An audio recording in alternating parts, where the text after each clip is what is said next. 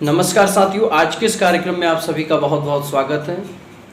आज हम जानने वाले हैं जन्म कुंडली में सरकारी जॉब का योग। देखिए, सरकारी नौकरी व्यक्ति की कब लगती है और किस तरह से लगती है।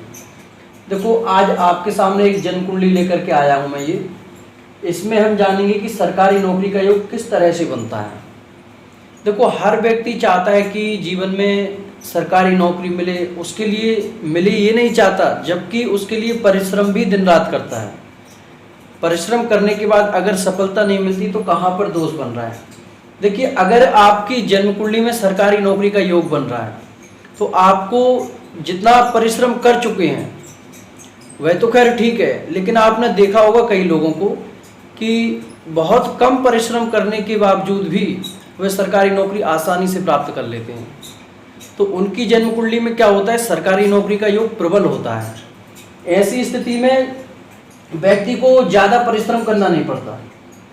देखिए, जन्म कुंडली में ये आप जन्म कुंडली देख रहे हैं, ये 1 से भरी है मैंने। यहाँ पर आपकी जन्म कुंडली में कोई सा भी नंबर आ सकता है। यहाँ पर 1 लिखा है, 5 आ सकता है, 7, 9, 11, कुछ भी नंबर आ सकता है। ये आपकी लग्न के ऊपर निर्भर करता है कि आपकी लग्न कौन सी है। देखो, अगर पहले तो हमें ये जान लेना चाहिए कि जन्म कुंडली में जो सरकारी नौकरी देखी जाती है उसके लिए मुख्य भाव होता है ये दशम भाव, जहाँ पर आप 10 देख रहे हैं। दशम भाव में अगर कोई भी शुभ ग्रह जाकर के बैठे हैं, 1 से अधिक शुभ ग्रह जाकर के बैठे हैं, ऐसी स्थिति में भी व्यक्ति का प्रबल योग बनता है नौकरी का। इसके बाद आप देख रहे हैं यहाँ पर चतुर्थ भाव। अगर चतुर्थ भाव में गुरु और गुरु के साथ में एक और भी शुभ ग्रह है, कोई सा भी चंद्र ले लीजिए आप, या फिर शुक्र हो, कोई सा भी शुभ ग्रह हो, यहाँ पर आकर के गुरु के साथ में बैठ जाए तब भी व्यक्ति के सरकारी नौकरी के योग बनते हैं। देखा जाता है कि अगर चंद्रमा गुरु के साथ जाकर के बैठता है और गुरु अपनी स्वराशि में होता है, ऐसी स्थिति में भी एक राजयोग बनता है और राजयोग के बाद में सरकारी नौकरी का भी प्रबल योग बनता है।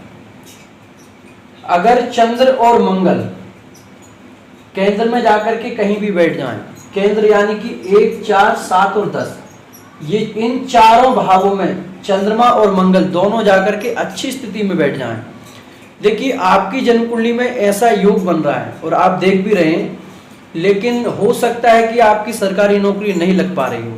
इसके पीछे एक कारण होता है। जैसे कि आप देखेंगे यहाँ पर चंद्रमा है,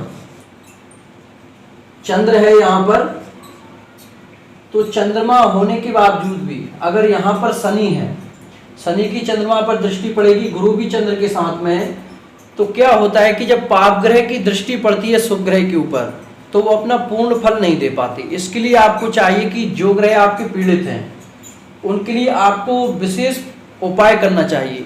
देखिए, उपाय में क्या होता है कि जैसे पहले तो हम देखें, सबसे पावरफुल जो होता है वो होता है जाप। इसके बाद में फिर उसका दान कर सकते हैं, और भी फिर कई क्रियाएं होती हैं, जो नंग वगैरह पहन सकते हैं, रत्न होते हैं ग्रह के, लेकिन जो जाप करते हैं ग्रह का उसका पावर एक अलग होता है।